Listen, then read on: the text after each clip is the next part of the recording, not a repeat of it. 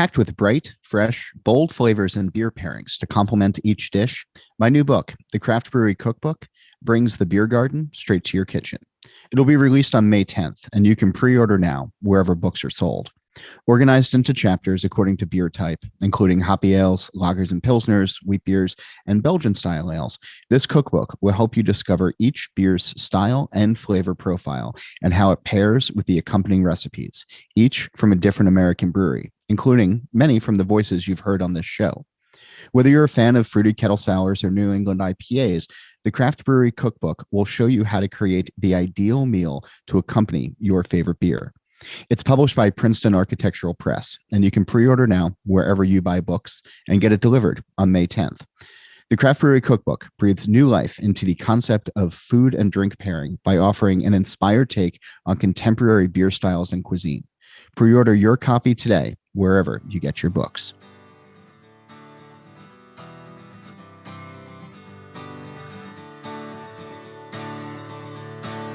This is Drink Beer, Think Beer, the podcast that gets to the bottom of every pint. I'm John Holl, and we're headed to Virginia and the Wheatland Spring Farm and Brewery to talk about land beer, estate farming, and sourcing ingredients that are as local as the property where the beer is brewed.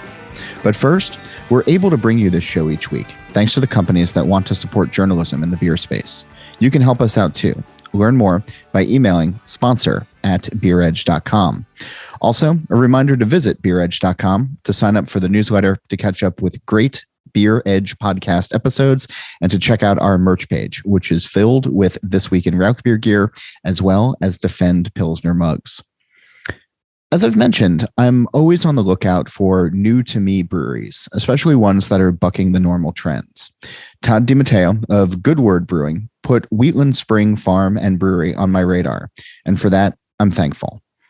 So in this episode, I'm talking with John and Bonnie Branding.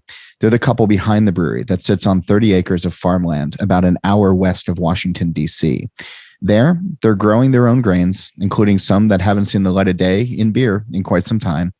They have herbs and produce that go into the beers as well, honey for fermenting and flavor, and at least 3 distinct yeast strains, all harvested from the land. The Brandings say that the brewery has been a long time in the making.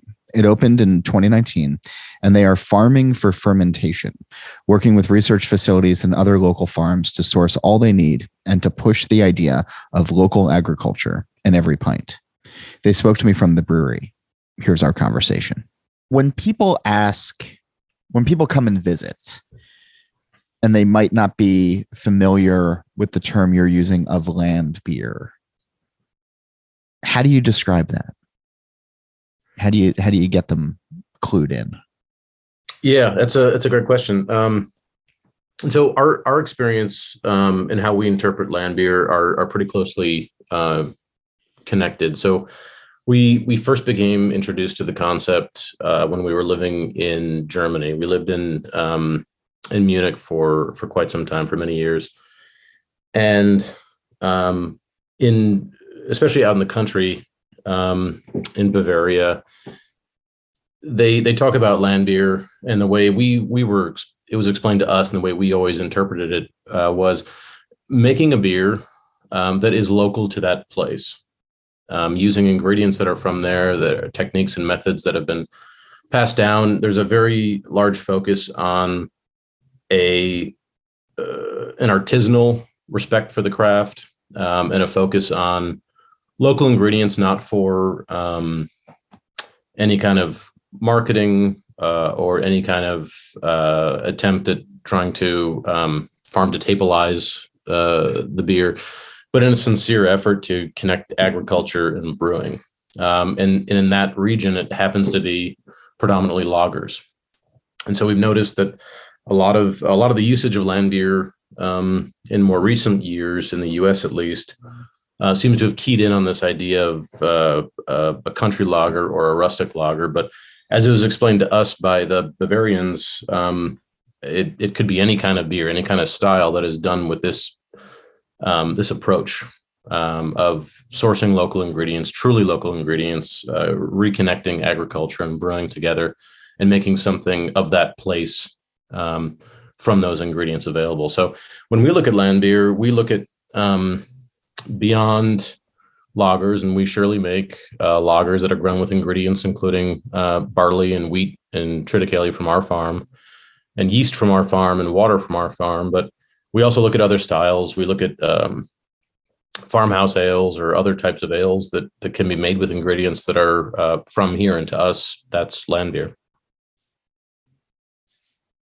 I love it. And I love that you're going beyond the lagers as well. Cause I mean, I'm an unabashed lager fan. That's no secret. But going to a brewery, it is exciting to try a brewer's interpretations of different styles. When you all first started out, did you have, I don't know, hopes, designs, an idea of what like a flagship offering would be from the farm, and has that panned out? Yeah, I guess our flagship is our approach, and so it's the land beer approach. As far as actual styles go, we wanted to hit a couple categories, but specific beers, that was never necessarily the plan. We've kind of developed into a couple lanes of beers that we enjoy, and that folks seem to enjoy. But it's always been a focus on lagers, farmhouse ales, or Piedmont ales, as we call them for our growing region here, and strong beers. So many of those beers are keeping beers. For us, that makes sense for what we do here in the long timeline that we have to balance with growing the crops and making the beer, and then barrel resting that beer.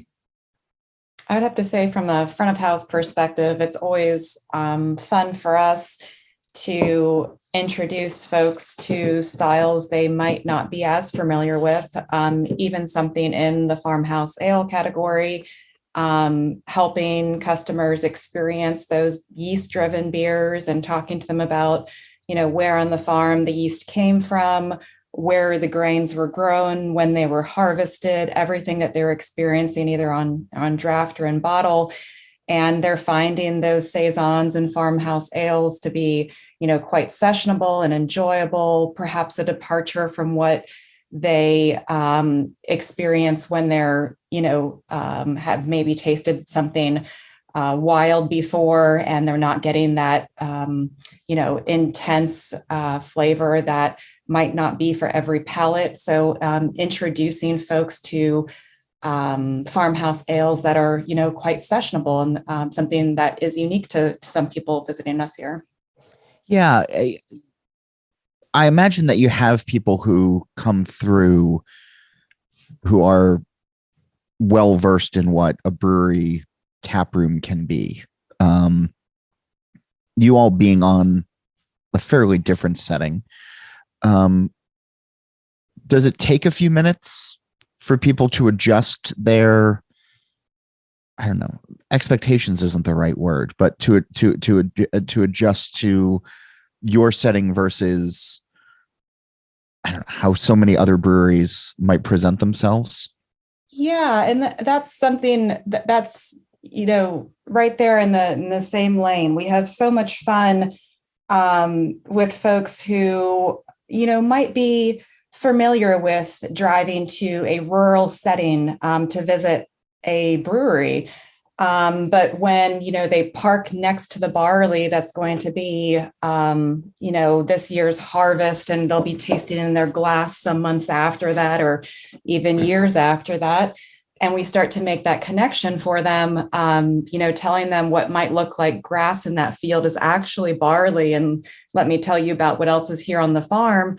They start to, understand what we're doing at a different level, understand how a rural location for a brewery is different than, the working farm that we've created here with the sole intention of farming for fermentation. And that's refreshing.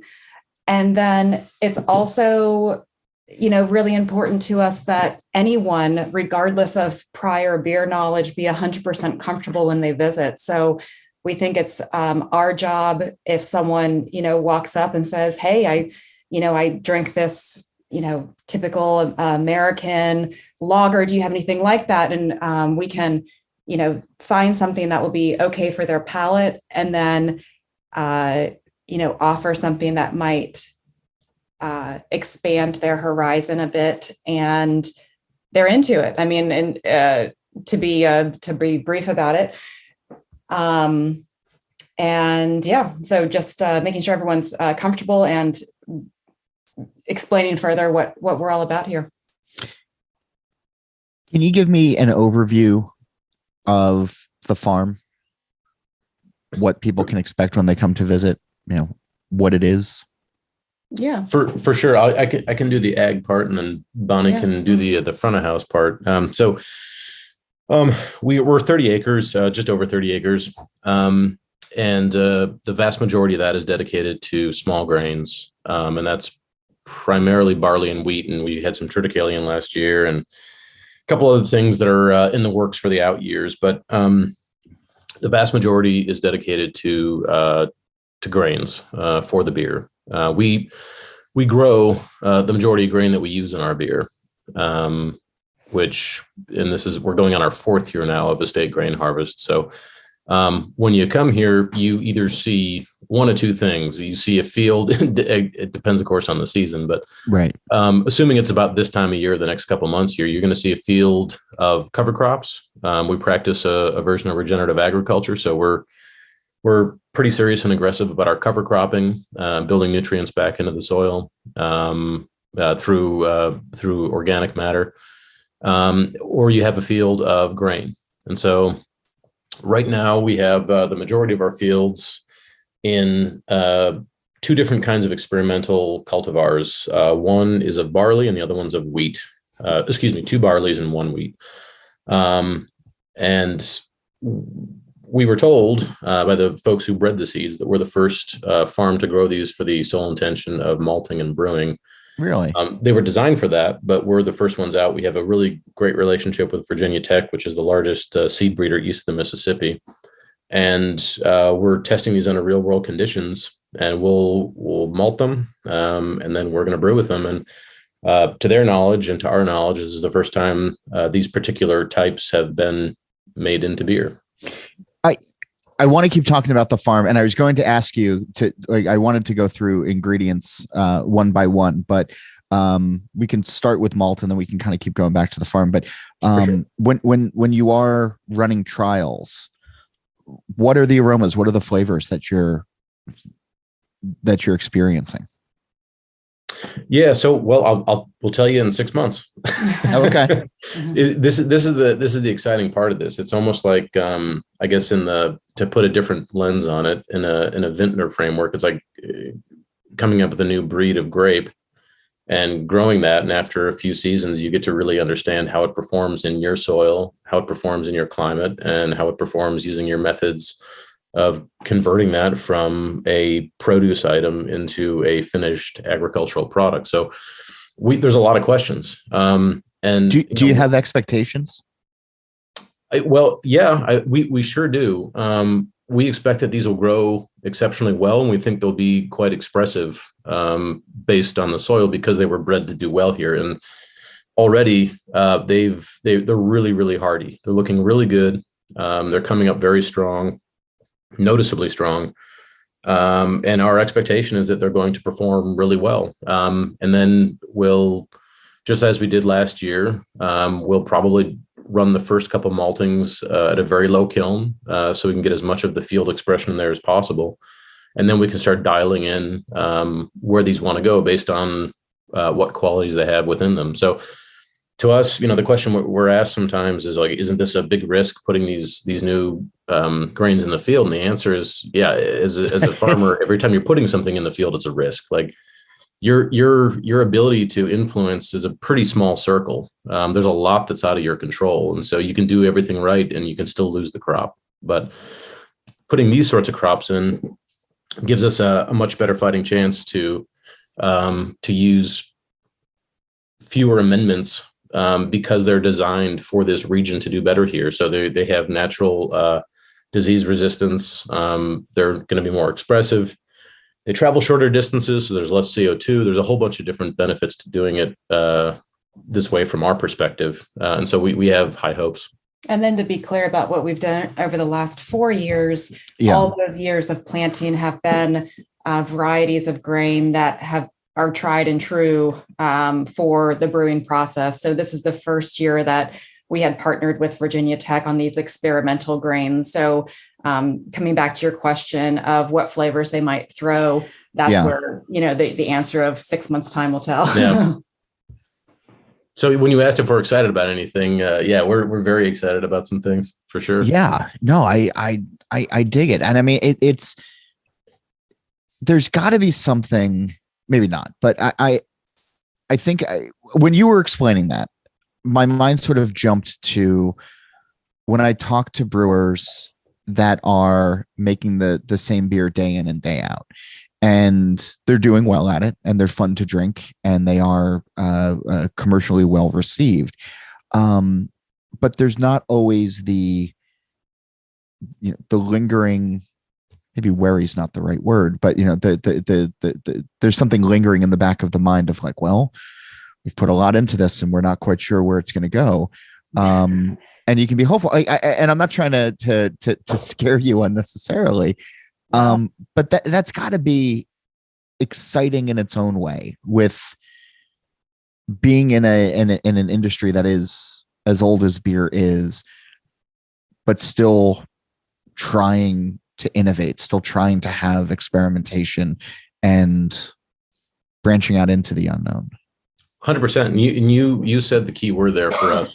This is how we look at this. So when we look at the farming, we don't look at it as a throwback.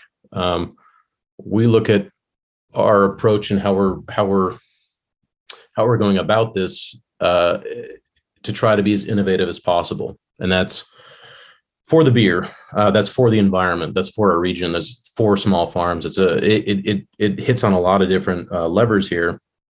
But for us, the ability to get into these new grains is a huge frontier in beer. And it's been said that, there was first a push for water, and then there was a push for yeast, and then there was a push for hops, and grain are the kind of the next frontier here of innovation. And from our perspective, at least, I think the grains go even a step further, because all those other steps, or at least yeast and hops, tended to centralize the control or power of the folks who were creating those new types or varietals. And it consolidated those breeds into specific places, whether it's regions or organizations or whatever it was. Whereas grain has the exact opposite impact. So grain is actually decentralizing. When we're able to breed grain for different regions in the United States, we're actually able to decentralize it from where it is now. It's very concentrated. And as you may have heard last year's crop report, barley suffered pretty badly. Yeah. In the Northwest. And for us, not just for, hedging your bets for having it in different spots, but being able to grow grain in 12 different regions across the United States starts to get into this model where you can have 12 unique cultural food and drink epicenters around the United States. And there's no competition there between them, because they're different and enjoyable. Just like you go to parts of Germany and France, and you get, a Bordeaux, or you get a Champagne, or you get a Riesling, and they're different wines, but they're just as enjoyable from one place to the next. So why can't we do the same with beer here? And we see small grain innovation creating these different, laying some of the foundation to create these different pockets throughout the United States. And you see this happening with malt houses too. And so you get craft maltsters, and we only use craft malt in all of our beer. But you see craft maltsters then popping up around. And so when you combined craft maltsters in different regions, and you decentralize malting, and you create a source where small farms can get back in the grain game, and they can make good money off of these premium grains in different regions, you start to shift the entire game. And then you start to get the opportunity for more and more brewers to have access to really high quality, really fresh, really expressive, unique grains to their region, to make beers that are, we would argue, land beers for those different regions.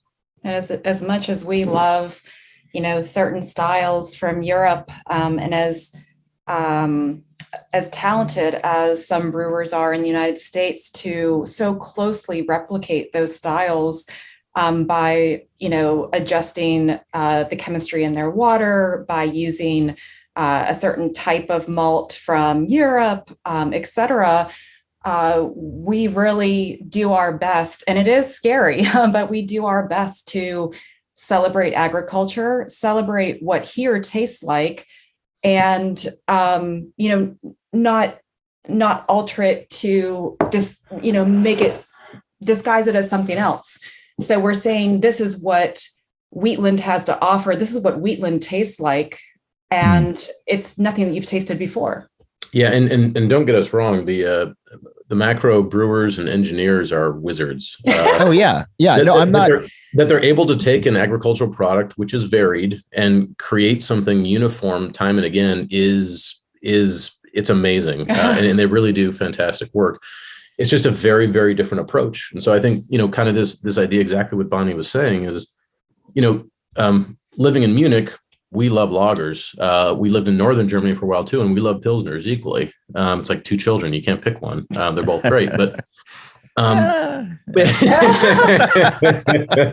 I only have one, so I can get away with that. Well, there you go. There you go. But for us, that's what they brew because that's what's around them. So we'd take a weekend trip up to the Hallertau region, and you understand where they get their hops and why they do that, and then you see the barley's growing, and that's what they make beer out of. And so our idea is actually similar in some ways to how they do it, whereas they use what's around them to make the beer, and that's our approach. So 95% of our ingredient sourcing is small businesses, and of that, 91% is all from our growing region. So that's Maryland, Virginia, and North Carolina. And so does our lager taste identical to an Augustiner? No. But is the intention for that? No, it's not. It's to make something that tastes like here. Yeah. But again, that to me, and as I've been tasting around various, we love Augustiner. Sure. No, of course, as you should, as everybody should. But especially when it comes to local grains, local malt, there is a taste difference. Like if I'm doing blind tastings, I can usually tell when something is made from a smaller farm, usually, because there is a little bit more graininess, a little bit more rusticness, a little bit more grittiness that comes through. And when I figure out that that's what I'm tasting, I can adjust my mind and it goes, to a much happier place. When you have people come through who might be thinking about those ultra refined tastes of an Augustiner or whatever else is being made, and your beers taste like your farm, is that a conversation that people are easy to come around on, Bonnie, when you're talking to them at the bar, or does it take a little convincing? So this is a testament to our team. I can say that across the board, regardless of someone's beer history, when they come to the farm, they have a very pleasant experience with what we have to offer.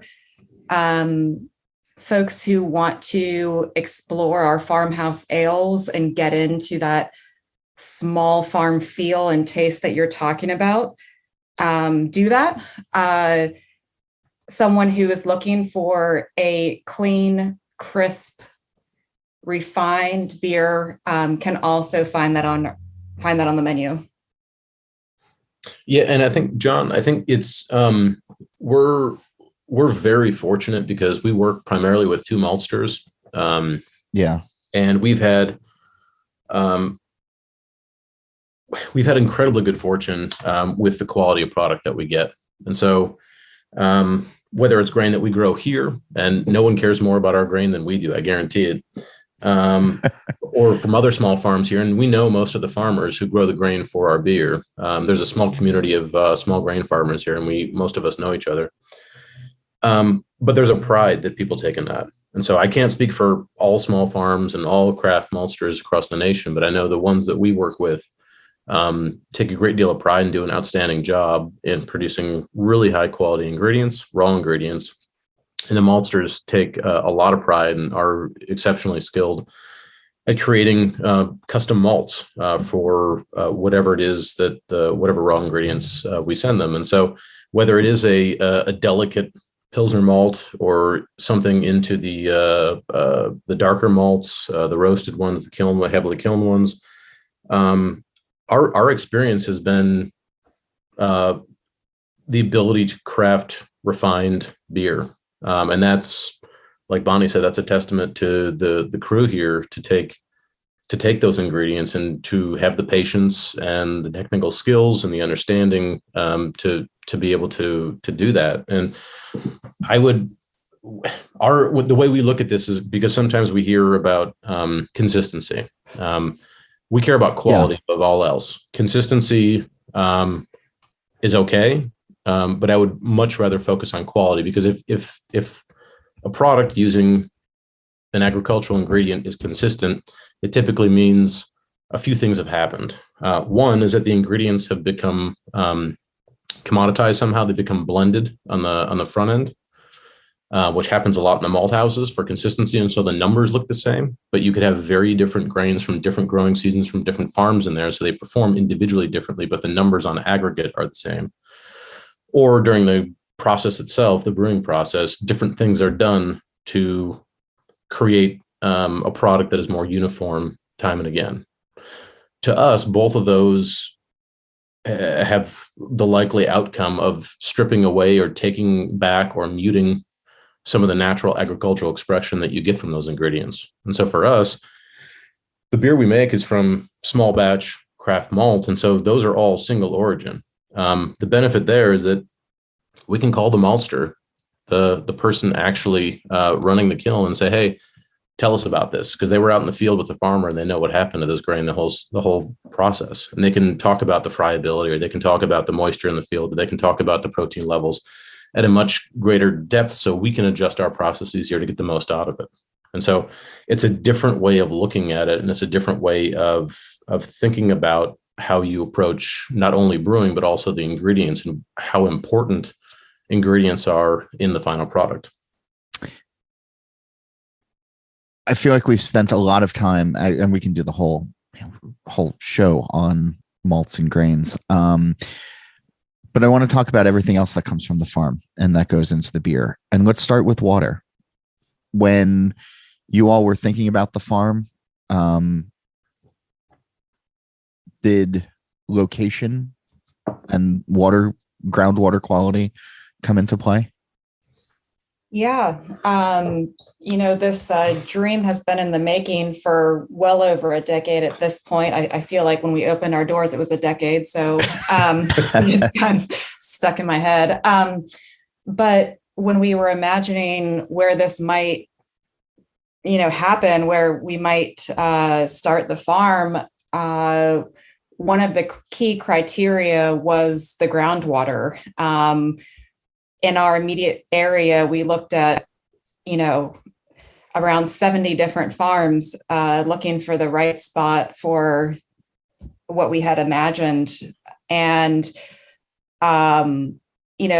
testing the water at the farm was a really important, selling point for us, if you will. I'm sure it confused the real estate agents, but we,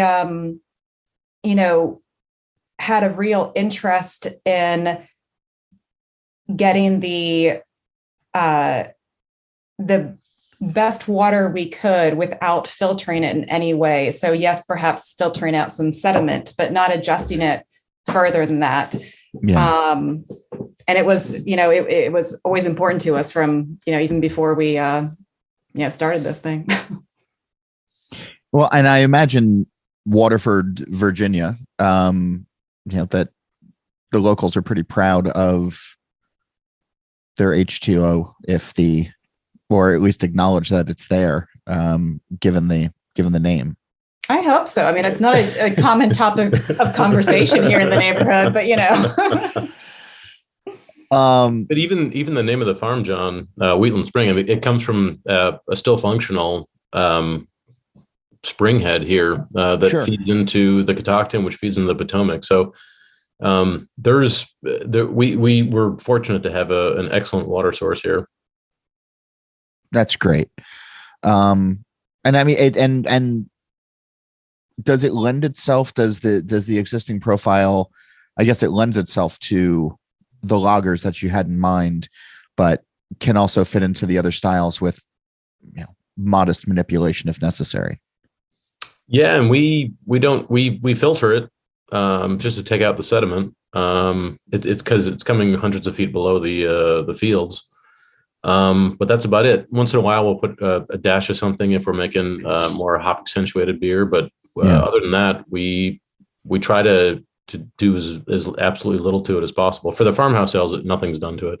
Sure. And for the person on this call who is not the science-focused one, just the taste-focused one, I can say the biggest compliment we have are the cyclists who stop here and fill up their water bottles and ride for some hours more, then come back for a beer afterwards. So they're stopping to fill up the water bottles, which we think is kind of fun.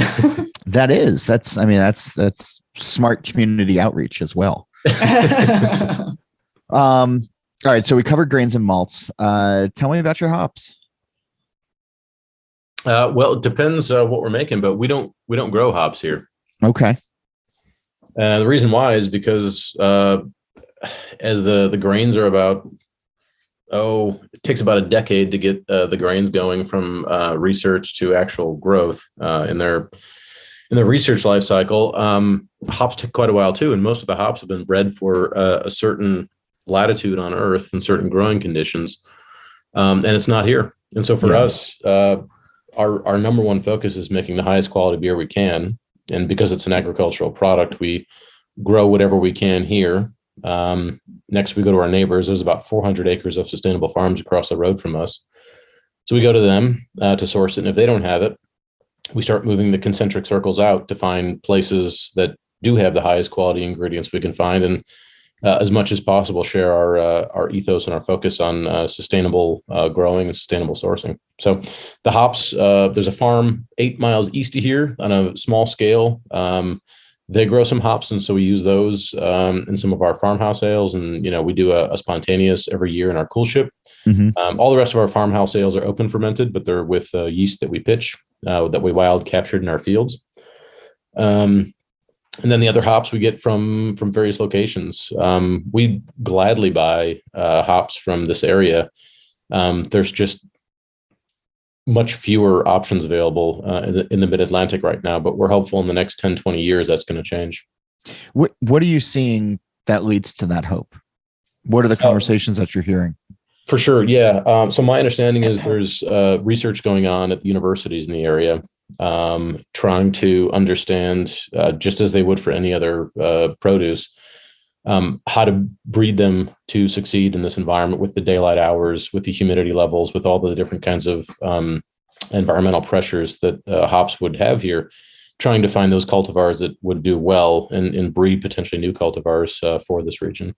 Without the intervention of spraying on a regular basis. So in our area, it is, relayed to us that to grow hops here still requires a lot of spraying in the fields, which we, are not interested in doing. That makes sense. When you are getting the local hops from the nearby farm, what have you found that they're growing? What when you're talking about high quality, what varietals are they growing and that you're finding that you can put in your beers? Yeah, two that we've had really good luck with are Chinook and Cascade. Okay, that makes sense. Yep. If would you think about adding hop crops and binds if the science catches up, if the if the trials become successful? Is that something that you'd want to do? Yeah, absolutely. I think for us though, the litmus test is always, can we do something that is going to be good for our farm and best for our beer, better than anybody else? So for us, it's not a novelty of saying we grew this and we're putting it in the beer, and it's, makes it an estate beer, makes it local. For us, the quality has to come first, and so we're able to do it with the grain, and specifically with the grains that we're getting into. If there's not many, or we're the only people growing those grains, it creates a great opportunity for us to have really expressive beer, and so that gets us excited. It gets us excited. And it creates a uniqueness for the beer. For the hops, absolutely. The infrastructure, though, is not cheap, and they're very water intensive. And they're labor intensive and spray intensive, and all these different things that we have to consider, because it would change our operation from a regenerative farm into a hybrid or half conventional, half regenerative. So that's a consideration that we have to take. So in short, yeah, we're interested in it. It kind of depends what cultivars come out and what opportunities we have. If we're able to create a great yielding, really interesting, unique flavored hop here, yeah, we're all in. If something comes back that's, half the yield and has a bunch of disease pressure and the flavor expression isn't as good, that to us, the novelty of growing it here isn't enough. Yeah. So we use herbs instead. So for bittering and things like that, or other flavors, we'll use herbs that we grow. Like what? Love our pineapple sage, rosemary, different kinds of basil. Trying to think what else we have. We just picked up some starts from the garden center today after our snowfall yesterday. Yeah, it was all rain for us, but yeah, oh man, it was strange. It's bad. Yeah, that's the cruelest month. That's right. Well, there's a reason they say don't plant anything before May 1 in Virginia, just because you never know. Yeah. But yeah, we use all sorts of other herbs in different beers, and that's gotta, help with, because there are so many different flavors aside from the 4 main ingredients that are going into beers these days as well. That has to lead to customer intrigue, but also allow you all to be creative when putting recipes together. Yeah, for sure. Absolutely. And, nothing beats picking fresh herbs out of the garden and putting them in the bright tank to condition a beer. You can't be closer to the source. So it gives us a lot of flexibility on exactly what we want to put in and when we put it in and how fresh we have it. And it's, sorry, go ahead, Bonnie. Oh, sorry. No, I was thinking about our honey as well. So one of the things that's always fun for me is experiencing the honey that we harvest and how the taste changes in the honey based on what we have in the fields at that time. A good example being a clover cover crop that John had in, I think it was last year. Mm-hmm. And we harvested, the clover honey, a really dark, different type of honey. And we put it in one of our beers, and the clover honey really expressed in the beer. It, came through very nicely. And then the previous times that we had harvested the honey, it was, feeding off of our usual natural crops. But the clover honey was a lot of fun. And I think the customers really enjoyed that as well, drinking it off the draft and hearing that story of the clover. They really tasted it as well. So that sort of leads me into yeast, and you're talking about the uniqueness of the beers that you're making. When you are using wild yeast harvested from the farm, have you been able to detect, what that culture is, what those microbes are imparting into the beers? I'll let John. Is there a taste of the farm? That one in 1 second, because he knows those yeasts far better than I do. But I'll also just take a moment for humor and say a lot of this can sound quite romantic, but the day in and day out is, really hard. And, when you're talking about the yeasts of the different yeasts that we had captured around the farm, John and our brewer Austin had the fun experience of tasting through those different samples, and they were disgusting. I mean, a handful of them showed promise, and they had a direction where they could, go from there. But there were a handful of them that I am so sad those had to taste, had to touch your lips, John. I mean, yeah, there were some rough ones in there, no question about it. So anyway, about the yeast that was successful. Yeah. No, as I appreciate Bonnie saying that, because I know we're hitting all the highlights, as which makes sense. But yeah, there's for every, this is like the iceberg, for every bit of success or something that turned out right, there's 1,000 things and 1,000 hours that went into something that didn't go exactly as planned. A little bit we'll get back to that yeast in one quick second, but sure, of course. I know earlier in the conversation you had mentioned, isn't it stressful, something along those lines? And I can tell you, also living with your business partner and having them stress about, the changing weather conditions, and is the hard frost going to hit our wheat, and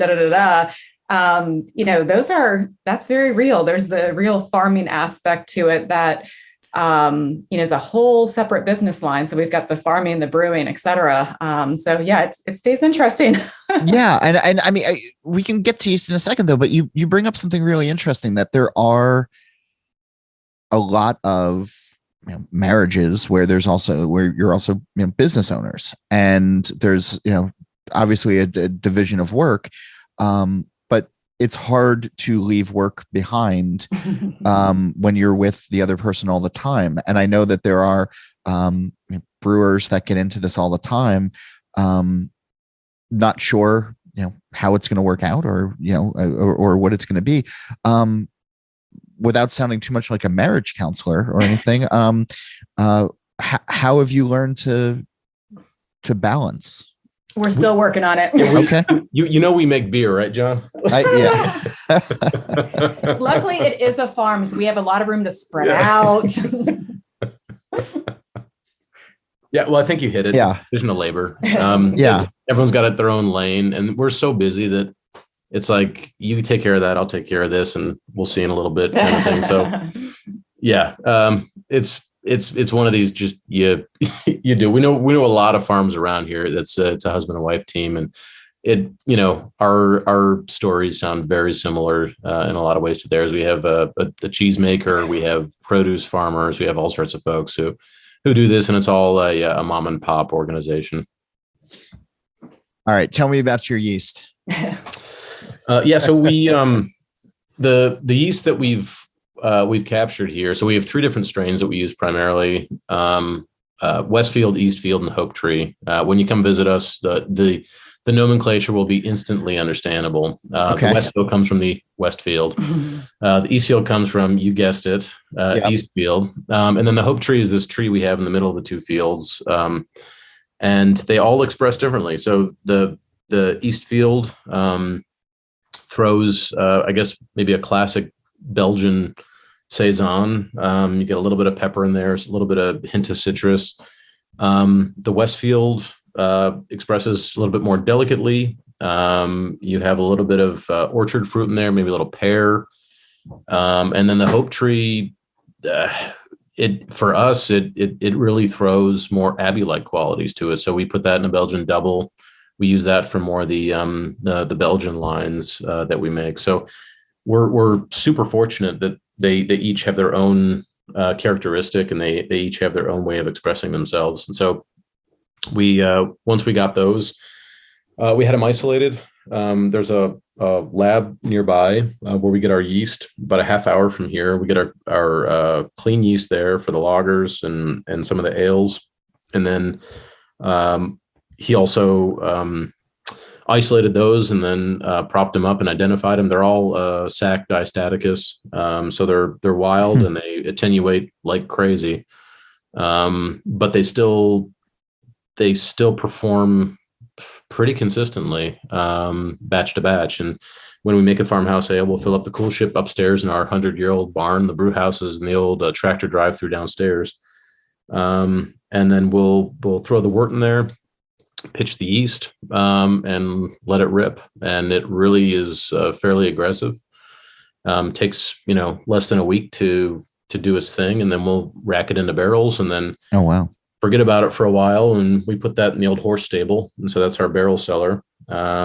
Take it over with the tractor. And then we let them age there. I love it. It has that, I know it's hard work, but it has that sound of romanticism of old world beer. Totally. No, I appreciate that. We, as tough as it is day in and day out, there are some times that are really rewarding. And so I guess we kind of have developed a system here that works for us. And this is something we talk about all the time, is ingredients and methods and how that creates the beer. And the ingredients are unique to what we use, and our methods are unique based upon our footprint here, both the advantages and disadvantages of what we have here on the farm. And we couldn't tell you exactly how that changes the beer flavor profile, but I'm sure it does. And then it creates something that we feel good about. That's at the end of the day, our last test is, do we feel proud about offering this beer, a particular beer, to our friends and family? And if we don't, then we sit on it or we get rid of it. And if we do, then we offer it to folks. You mentioned how hard it can be. What's the state of small farming in America right now? Oh man. Do you really want to go there? Do you have a few hours to talk about this one? No, yes. I mean, I think so. I want to jump in on that one. So I think no matter where you live, what your job is, some of the things that used to be beautiful through your eyes become the daily in and out, right? But I think when we were looking to do this, one of the things on the must-have list, if you will, was to save a historic farm. So we didn't want to start new. We didn't want to build a barn. We knew that there were, I can't even guess how many farms in dilapidation across the United States. Where we're located, we're only an hour northwest, of Washington, D.C. So still very much within, the commute to D.C. And we felt very passionate about this location. The buildings date from 1832. The newer barn on the property is 100 years old, which houses the warehouse or houses the brew house. There's so much history and so much here and so much to save and cherish. That's a part of what we're proud of here. And I think folks who visit for the first time, often point to the older barn that we have dating from 1832. And they notice that, the woodworking was done by hand from that time. It's just a different experience, a step back in time. And when we take a minute to remember that and realize it, and remember that was part of the goal here, that's incredibly rewarding. To look out across our fields. And sometimes when people come to a winery or brewery, of course, they're also looking for a beautiful view. And for us, that beautiful view is the acres upon acres of grain that, John has selected the seed for, he's the one out on the tractor in the blazing heat, putting the blood, sweat, and tears into the farm. And that's beauty in our eyes. Gosh, it's hard sometimes, right? But yeah. There's a real reward at the end of the day. We actually have a shirt that I love to mention to folks. Anyone who comes here and puts their blood, sweat, and tears into the farm earns a special shirt that we have that is not available for purchase. I just is it a logoed shirt or does it have a saying on it? It is a logoed shirt, and then on the back it says farmhand. I think it says Wheatland Spring Farmhand. Okay. So it's kind of a fun thing we do. But yeah, I think that's one of the tangents I was talking about, John. No, but I think what where Bonnie's going with this is for us, small farms are a really big deal.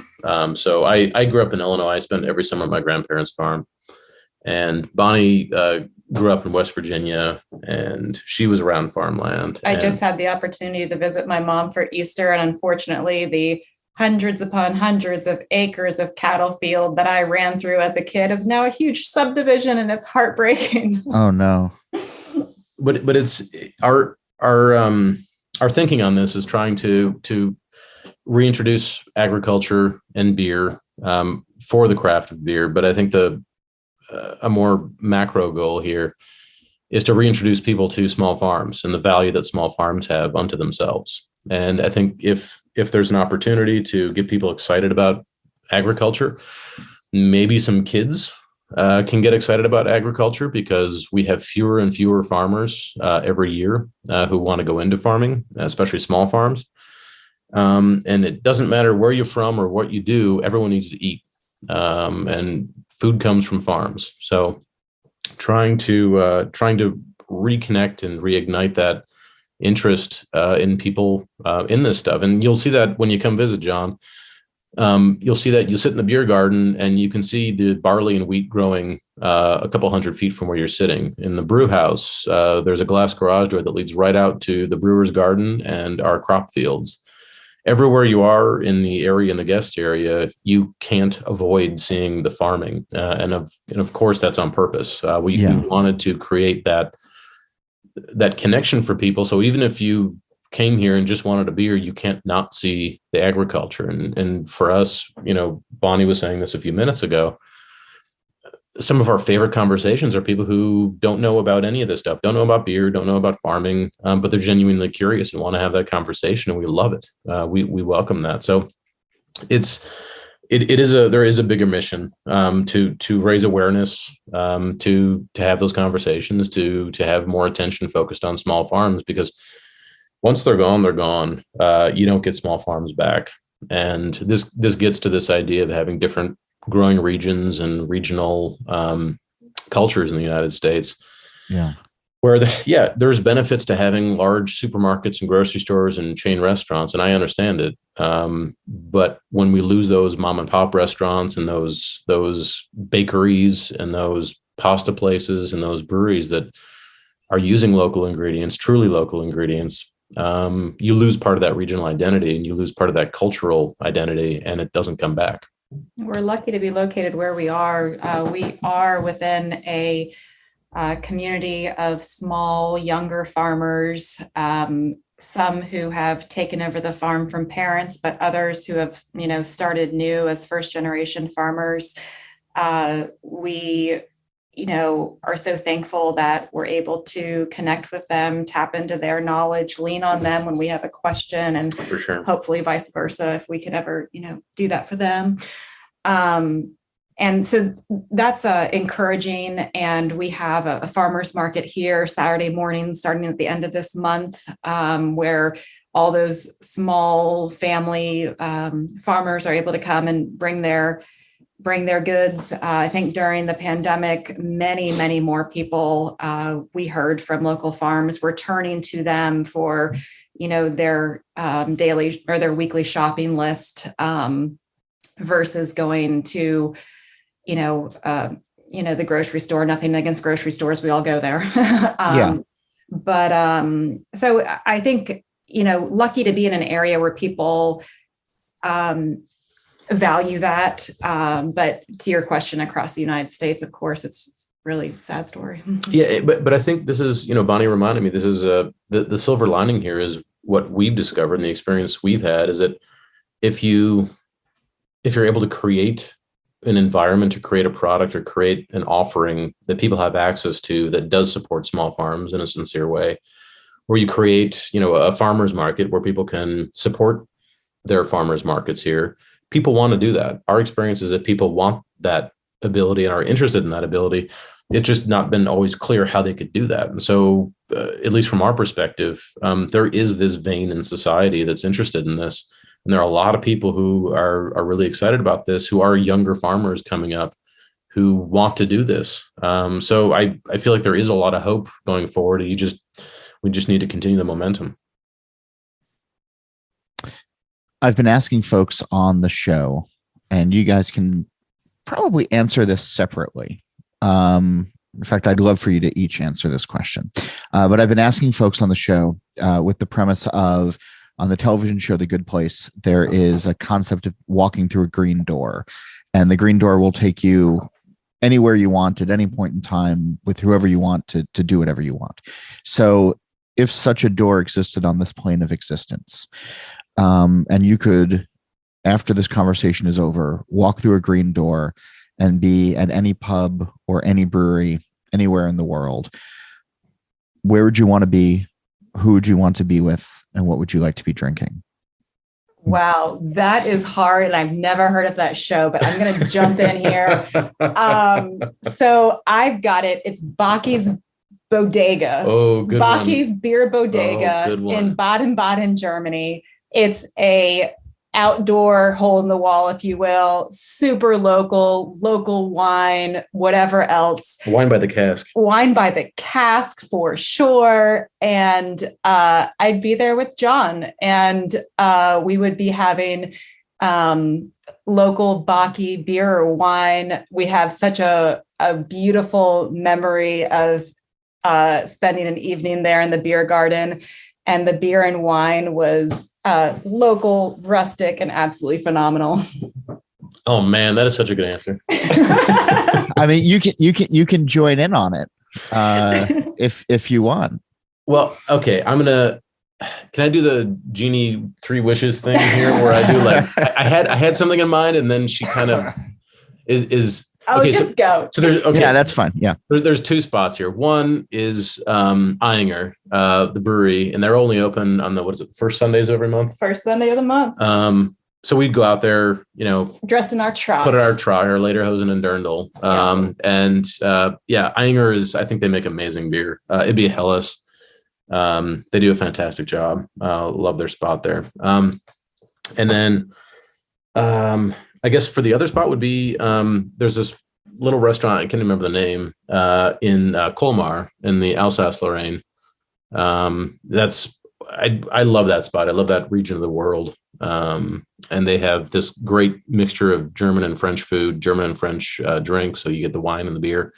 I think that's one of my happy places. I love it. Thanks to the both of you for being on, for sharing bits about the farm and giving us insight into agriculture in America. I really appreciate you both taking the time and being on the show this week. Thank you, John. We appreciate you having us. Yeah, thanks so much for the invite. The brewery, by the way, will be hosting a land beer festival in June. Check out their website for more details. Who is on your radar as a brewery worth checking out? Let me know. You can email me. It's John Holl, JOHNHOLL @beeredge.com, or you can get with me on Twitter @John_Holl. Go check out beeredge.com for our This Week in Rauk Beer and Defend Pilsner merch, and follow along on social media @TheBeerEdge. And of course, This Week in Rauk Beer is also online. The Facebook group is easy to search, and on Twitter and Instagram, it's @TWRaukBeer. We're able to bring you this show each week thanks to the companies that want to support independent journalism in the beer space. If you'd like to learn more about our surprisingly affordable rates, please reach out to sponsor @beeredge.com. And speaking of that, please check out the Craft Brewery Cookbook. Packed with bright, fresh, bold flavors and beer pairings to complement each dish, my new book, The Craft Brewery Cookbook, brings the beer garden straight to your kitchen. It's going to be released on May 10th, and you can pre-order now wherever books are sold. So whether you're a fan of fruited kettle sours or New England IPAs, the Craft Brewery Cookbook will show you how to create the ideal meal to accompany your favorite beer. It's published by Princeton Architectural Press, and you can pre-order now wherever you buy books and get it delivered on or about May 10th. The Craft Brewery Cookbook breathes new life into the concept of food and drink pairing by offering an inspired take on contemporary beer styles and cuisine. Again, pre-order your copy today wherever you get the books. A reminder to check out the Beer Edge podcast with Andy Crouch. Steal This Beer has new episodes every Monday, and the BYO Nano podcast comes out on the 15th of every month. As for this show, Mitch Weber does the music, Jeff Quinn designed our logo, and I'm John Holl. New episodes release every Wednesday, and that's when I'm going to be back again to drink beer and to think beer.